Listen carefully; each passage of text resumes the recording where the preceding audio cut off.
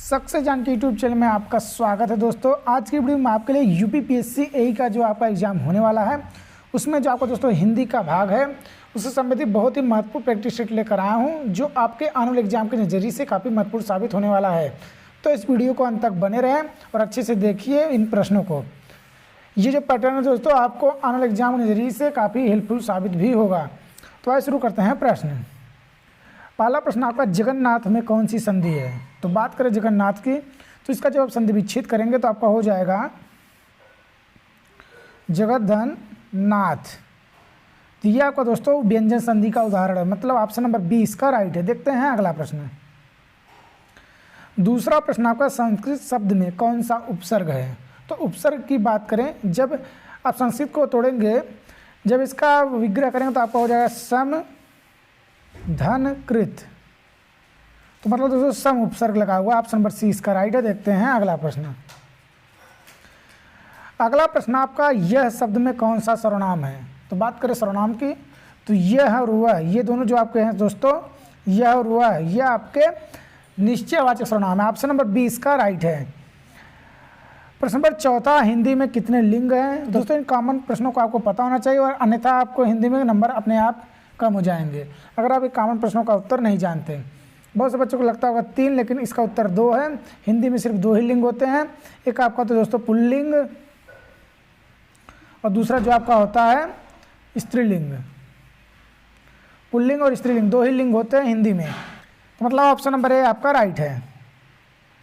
पांचवा प्रश्न आपका है शिशु रोता है कौन सी क्रिया है? तो दोस्तों अगर किसी वाक्य में कर्म नहीं है तो आपका वो अकर्मक क्रिया होगी। तो इसमें कर्म नहीं है, करता है क्रिया लेकिन कर्म नहीं है, तो ऑप्शन नंबर बी मतलब अकर्मक क्रिया आपका राइट आंसर होगा।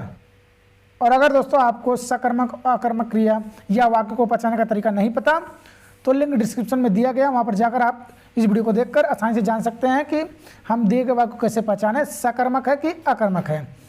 अगला प्रश्न आपका काजू किस भाषा का शब्द है? तो दोस्तों बात करें काजू तो काजू आपका पुर्तगाली शब्द है। ऑप्शन नंबर डी इसका राइट है। कुछ भाषा शब्दों को आपको रट के जाना ही होगा दोस्तों, अगर आप रट के नहीं जाएंगे तो इसका बहुत कोई सटीक ट्रिक नहीं होता शब्दों का। कुछ हद तक आप ट्रिक के माध्यम से जरूर पढ़ सकते हैं, लेकिन बहुत से प्रश्नों को आपको देखकर ही जाना पड़ेगा, मतलब प्रैक्टिस करके ही जाना पड़ेगा। तो आज शुरू करते हैं अगला प्रश्न। क्वेश्चन नंबर 7वां दोस्तों, रचना या बनावट के आधार पर शब्द के कितने भेद हैं? तो आपको ये प्रश्न जरूर आना चाहिए, रचना या बनावट के आधार पर शब्द के कितने भेद हैं? तो आप उत्तर हो जाएगा 3, जिसमें आपका दोस्तों एक है रूढ़ शब्द, योग रूढ़ शब्द और तीसरा जो आपका है यौगिक शब्द। और अगर आपको रूढ़ शब्द, यौगिक शब्द और योग रूढ़ शब्द पहचानने का तरीका नहीं पता तो इसका भी लिंक डिस्क्रिप्शन में दे दिया गया है, वहाँ पर जाकर आप आसानी से इन शब्दों को पकड़ सकते हैं। यहाँ से भी एक प्रश्न बनता है दोस्तों, रूढ़ शब्द, योग रूढ़ और यौगिक शब्द, इनको आप अच्छे से पढ़ के ही जाइएगा, अन्यथा एक प्रश्न आपका गलत होने के चांसेस बढ़ जाएंगे। आज देखते हैं अगला प्रश्न। क्वेश्चन नंबर 8 है दोस्तों, वाक्य के कितने अंग होते हैं? बात करें वाक्य की तो वाक्य के सिर्फ 2 अंग होते हैं। अंग की बात की जा रही है, यहाँ पर ध्यान दीजिएगा। 2 भेद जो आपके होते हैं, पहला आपका होता है उद्देश्य, दूसरा आपका होता है विधेय। एक आपका होता है उद्देश्य, दूसरा आपका होता है विधेय, इसे आप नोट कर लीजिए। अगला प्रश्न आपका गीता आई में कौन सा काल है? तो बात करें गीता आई में काल की तो आपका सामान्य भूतकाल, ऑप्शन नंबर 20 का राइट है। देखते हैं अगला क्वेश्चन। अगला प्रश्न आपका दोस्तों, रात शब्द किस लिंग का शब्द है? तो बात करें रात शब्द की तो ये आपका दोस्तों स्त्रीलिंग है। रात होती है ना कि होता है। अगर आप दिए गए शब्द का प्रयोग करेंगे तो आपको पता चल जाएगा, लगभग आपको पता चल ही जाएगा वह शब्द पुल्लिंग है कि स्त्रीलिंग है। जैसे रात होती है, होता नहीं है, नॉर्मली आपको लगेगा पुल्लिंग लेकिन ये स्त्रीलिंग है। आप अगर किसी शब्द को आपको लिंग पहचानना है दोस्तों तो अपने मन में या सही ढंग से आप उसका अर्थ निकालिए, वाक्य में प्रयोग करिए, तो अपने आप आपका उत्तर निकल जाएगा। ऑप्शन नंबर 20 का राइट है। देखते हैं अगला प्रश्न। प्रश्न नंबर 11 दोस्तों, हिंदी भाषा में कितने वचन होते हैं? तो दोस्तों हिंदी भाषा में लिंग 2 होते हैं और वचनों की संख्या भी 2 होती है। ऑप्शन नंबर दूसरा इसका राइट है। एक आपका है एक वचन, दूसरा जो आपका होता है बहुवचन, और द्विवचन जो होता है वह संस्कृत में होता है। इसे आप ध्यान दीजिए। हिंदी में लिंगों की संख्या 2, वचनों की संख्या भी 2। आइए देखते हैं अगला प्रश्न। 12 नंबर का प्रश्न, मोहन पुस्तक पढ़ता में कौन सा कारक है?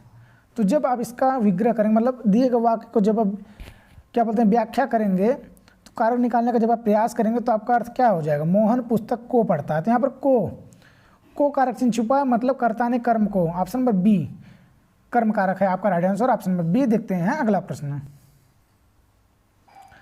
अगला प्रश्न आपका इनमें से कौन सा शब्द शुद्ध है दोस्तों।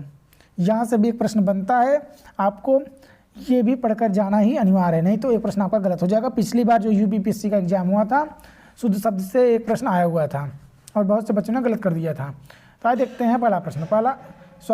ऑप्शन देखते हैं, लिखा है सामाजिक, तो ये गलत है। समाज ये भी गलत है आपको दोस्तों। अंत्याक्षरी ये भी गलत है। संग्रहित ये आपका राइट आंसर है। बहुत से बच्चों को लगता है कि संग्रहित होता है, तो पहले आप जान लीजिए संग्रहित नहीं होता, संग्रहित ही आपका राइट आंसर है। और अंत्याक्षरी जो शुद्ध होता है वो आपका इस तरह होता है, अंत्याक्षरी, ये आपका शुद्ध अंत्याक्षरी हो गया। और समाज नहीं होता, वो आपका होता है समाज। और सामाजिक की बात करें, ये भी आपका गलत ढंग से लिखा है, सामाजिक नहीं होता, सामाजिक होता है। समाज होता है, सामाजिक होता है, अंत्याक्षरी इस तरह होता है, और संग्रहित होता है, संग्रहित नहीं होता। तो ऑप्शन नंबर डी इसका राइट है। देखते हैं अगला प्रश्न। अगला महत्वपूर्ण प्रश्न दोस्तों, आपत्ति का समानार्थी शब्द क्या होगा। समानार्थी की बात किया है तो समानार्थी इसका विपत्ति है, ऑप्शन नंबर ए इसका राइट है। वहीं अगर विलोम की बात करता है तो आपका उत्तर क्या हो जाता है, संपत्ति, ऑप्शन नंबर डी हो जाता। लेकिन ऑप्शन नंबर ए इसका राइट आंसर है।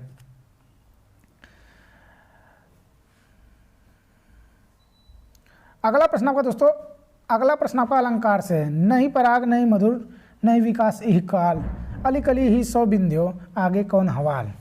पंक्ति में कौन सा अलंकार है। तो दोस्तों अलंकार की बात की जाए तो इसमें आपका नियुक्ति अलंकार, ऑप्शन नंबर बी इसका राइट है। जब अप्रस्तुत का सहयोग लेकर प्रस्तुत को सिद्ध किया जाए, जहाँ पर अप्रस्तुत का सहयोग लेकर प्रस्तुत को सिद्ध किया जाए वहाँ पर आपका नियुक्ति अलंकार होगा, ऑप्शन नंबर बी आपका राइट आंसर होगा। अगला प्रश्न आपका देखते हैं। अगला प्रश्न आपका दोस्तों,